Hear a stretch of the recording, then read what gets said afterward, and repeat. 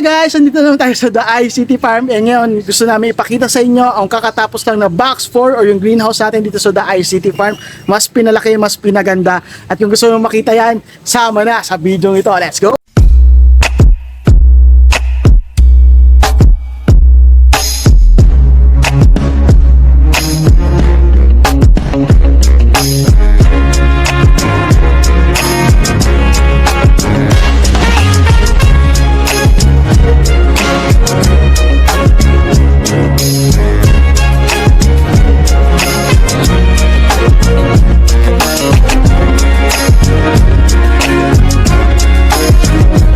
So ayan guys, nagbabalik tayo dito sa The ITV sa bago sa channel. Please like, comment, subscribe, hit mo na rin yung notification bell para lagi ka updated sa mga video natin. Pakilala muna kayong UG, pwede mo tawagin EG, pwede rin box.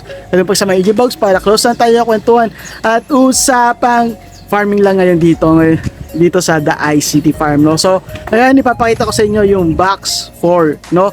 So yung box 4 na aming ginawa ngayon na tinapos talaga, tinabol namin. So dahil sa sobrang taas ng supply or demand na kailangan namin yung supplyan sa lettuce, no? So ngayon eto, so ngayon nandito ako ngayon sa bridge o sa pinakatulay. So ayan yung box 4 natin, no? So ayan siya. So ayan yung box 4 natin. So ngayon nandito ako sa pinakatulay mula dito sa unang house natin. Ako familiar kayo dito mula din sa una. So nagkameron siya ng pintuan dito. And then yun, nilusutan na siya. Papunta ngayon sa box 4, no? So ayan na siya, no? So ito yung pinaka-entrance ng box 4, no? So ganito siya. Ayan nga, nandito ngayon. Tayo ngayon sa box 4. So ayan, nandito ngayon si MJ. No, siya naglalagay ngayon ng mga solution. So yun sa mga bago natin na nag-aalaga ng lettuce dito sa The ICT Farm, no? Dito sa box 4, no? So siya yung naglalagay ngayon ng mga solution kasi ngayon pinupuno na natin. So grabe, ganito kadami na yung ating lettuce dito sa The ICT Farm box 4, no? So ayan, ganyan siya kadami, grabe, no? Yan, ngayon, yan. So yan yung mga bago na tututunan ni MJ ngayon, maglagay ng solution. So ito yung gamit natin mga solution para maging mas fresh at mas maganda ang ating mga lettuce. At eto sila ngayon, sobrang gaganda, no? Sobrang lalaki at sobrang healthy. Dahil ngayon ginawa natin dito sa box 4, mas in-improve natin siya doon sa una nating farm or doon sa una nating The ICT Farm or doon sa una nating greenhouse or yung box 2, no? So yun nga, no? So kita mo, mas tayong-tayo talaga yung mga dahon niya. Mas malamig ngayon yung lugar. Bakit, no? So ang ginawa namin pagbabago doon sa box 2 kasi, doon sa luma naming greenhouse, nakadikit tong shading net doon sa UV plastic. So yung mga akala nga walang plastic yun eh. Ang meron lang is net, no? So ngayon, pag nakita nyo, eto yung abot ko yung net, pero yung plastic, may bubong pa siya doon. Ayun, so yun, kita doon.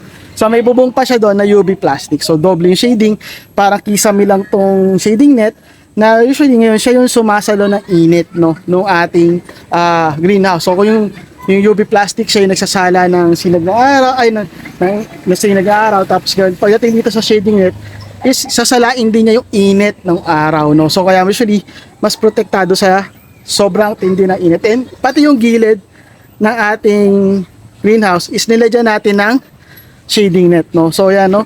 So ngayon ang capacity, so yun, makita nyo mula dito kung gaano siya kahaba. Ngayon ang capacity nito is nasa around 2,000 heads, no, yung aming bilang, no.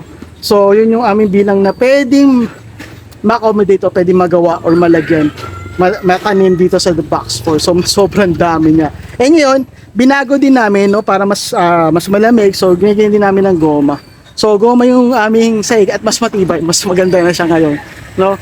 Para usually mas masilyahan namin, although dadagdagan pa nga namin ito ng goma, papatungan pa namin. So yan, goma yung ginamit naming sahig dito ngayon, na usually nakapatong siya sa steel matting, no? So yung ganun yung ginawa namin para hindi masyadong tawag ito nakakalusot yung ibang insekto. Katulad doon sa kabila kasi naging problema namin, kawayan. So una, akala namin malamig, maganda naman talaga siya.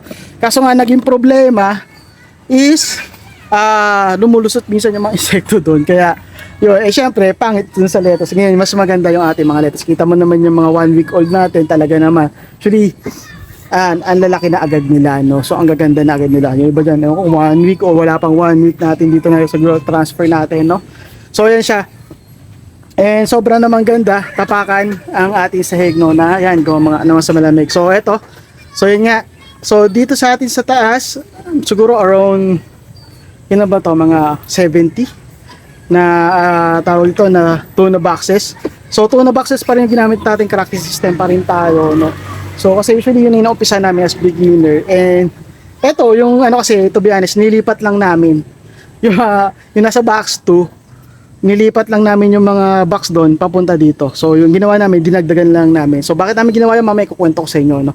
Pero pakita muna namin sa inyo yung ilalim. So ibig sa ilalim, ito yung kagandahan sa hydroponic system, pati yung ilalim pwede mo siyang taniman, no.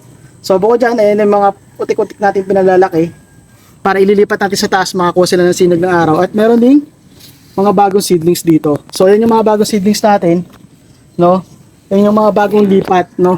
So bagong lipat sila na sa cup, no, kasi nag-uumpisa ang buhay ng mga yan dito sa ating sa ating tray. So ito yung nag-uumpisa, ito yung mga day old or mga 2 days old, o wala pang 1 week na yung mga seedlings, no.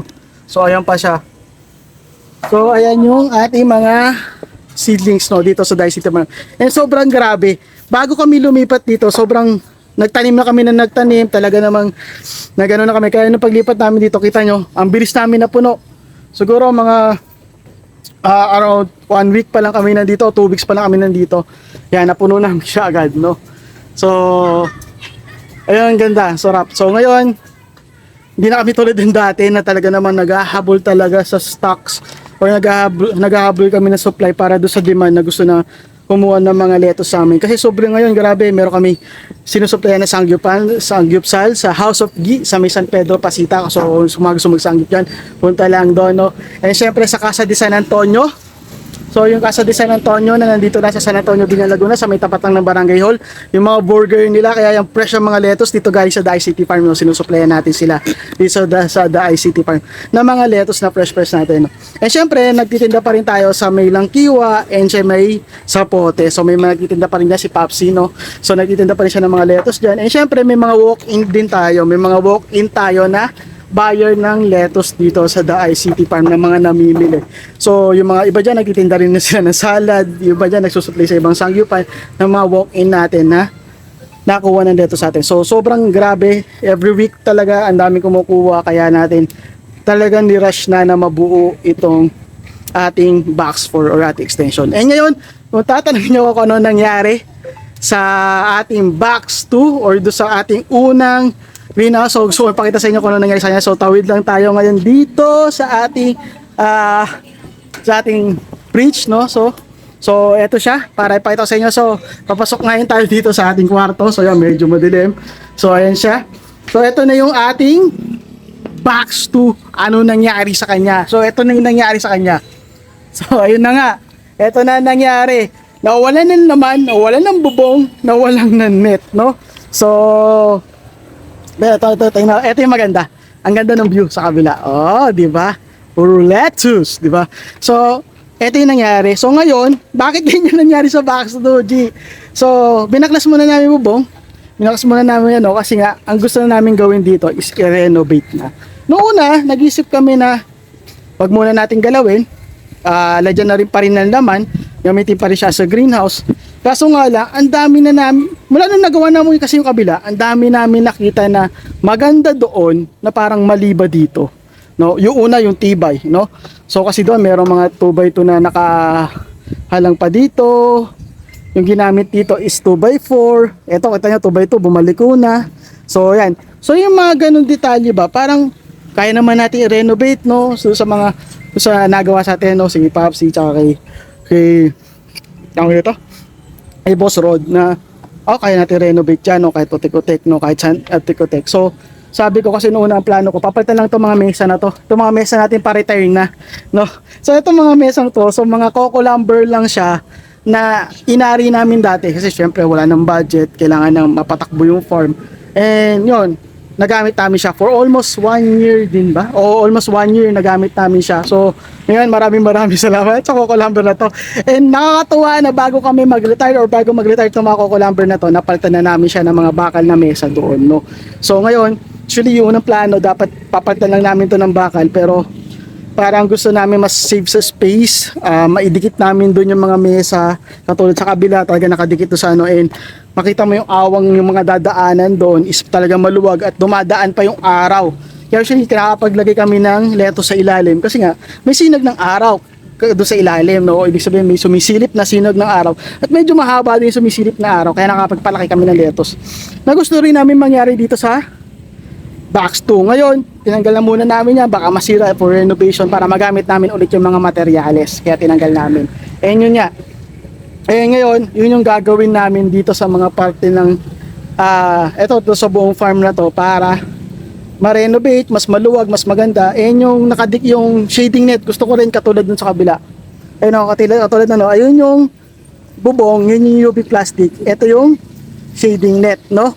So, yun na, may space siya. Kasi ang plano ko pa nga dito pagdating ng panahon, mayroon ditong ventilator. Para talaga yung mainit na hangin na naiipon dito sa taas, is ibubuga niya palabas, no?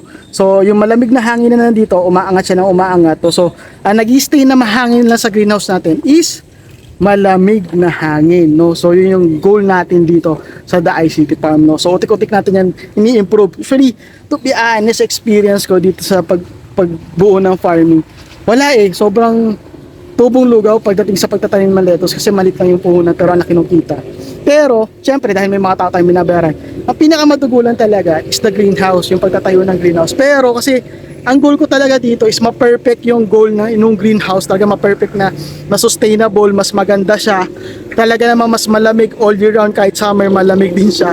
So yun yung goal ko talaga dito. So kaya as long na the farm is, yun nga, kumikita siya, binabalik namin sa farm yung kita, and para ma-improve siya, and yun nga, yun naisip namin sa The ICT Farm. And ang maganda kasi dito, may makasama tayo ngayon na magagaling na tagang bumuo ng gantong farming, or natuto na, or nalaman na namin yung gagawin namin, kaya usually yung expenses medyo bumaba, medyo lumiit. So, kumpara nung binuo namin itong unang farm, sobrang laki ng expenses. Kasi yun, to be honest, same price lang to sa totoo lang. Eto, tsaka yung kabila, same price yan, yung nagastos ko, pero kita mo yung tibay at ganda ng kabila, no? So, ngayon, yun yung gusto namin improve tong box 4, no? Yung box 2. Para pagdating ng market para dito, quality pa rin yung lettuce na makukuha at may bibigay namin. Kasi yun yung goal, And syempre, nasa greenhouse lahat yung ating kailangan. Ngayon, kung mapapansin nyo, yung box 4, yung box 3, yung para sa ating mushroom is hindi pa tapos, no? Kasi may plano kaming parating for the mushroom. So, inaayos muna namin itong mga box ng lettuce, itong ating greenhouse ng lettuce. At pag okay na yun, papunta na tayo sa mushroom. So, tututok na tayo maigi sa mushroom naman. Yun, lahat to is patatakbuhin natin na talaga namang pinag-aralan, pinag-isipan yung greenhouse or yung mushroom growing house, and mas talaga namang by experience din yung ating ginawang pagbabago sa bawat greenhouse, at talaga namang mas sustainable. Katulad nga sa inyo ng goal ko sa mga vlog na sinasabi ko, yung goal na mas sustainable, mas maganda, no? And even tong kawayan na to is talaga naman papalitan natin, gagawin din natin goma. And sa goma, meron pa kaming iniisip doon na gawin para mas maging waterproof siya, maging mas matibay, at syempre para maging mas malamig doon sa mushroom growing house kung goma yung taas, and syempre maging mas maganda rin para sa greenhouse, no? So yun yung naayos natin dito, napaka-exciting na mga mangyayari. And siguro sa mga nag-iibon dyan, nag-aabang, so pabalik na rin tayo, nag-aayos lang talaga, sobrang busy. Ako nga hindi ko ma-vlog, gusto ko i-vlog nung habang ginagawa, hindi ko magawa kasi nga ako din tumatakbo sa mga materyales. Takbo-takbo dito, takbo doon yung mga materyales. So, yun nga, kaya hindi ko magawa. Pero ngayon dito, gagawin natin lahat yan, no? So, syempre, balik din tayo sa pag-iibon. And eto na, patapos na tong greenhouse na to, patapos na tong The ICT Farm. And ang susunod naman natin, i-renovate is the aviary. So, sobrang excited ako dyan, no? So, dun talaga yung goal natin, no? Kaya natin ginawa to. So, yun lang. Kaya actually, sa mundo ng pag-iibon at sa mundo ng farming, basta lagi na tandaan, basta usapang ITV, ayos yan. Thank you, let's go!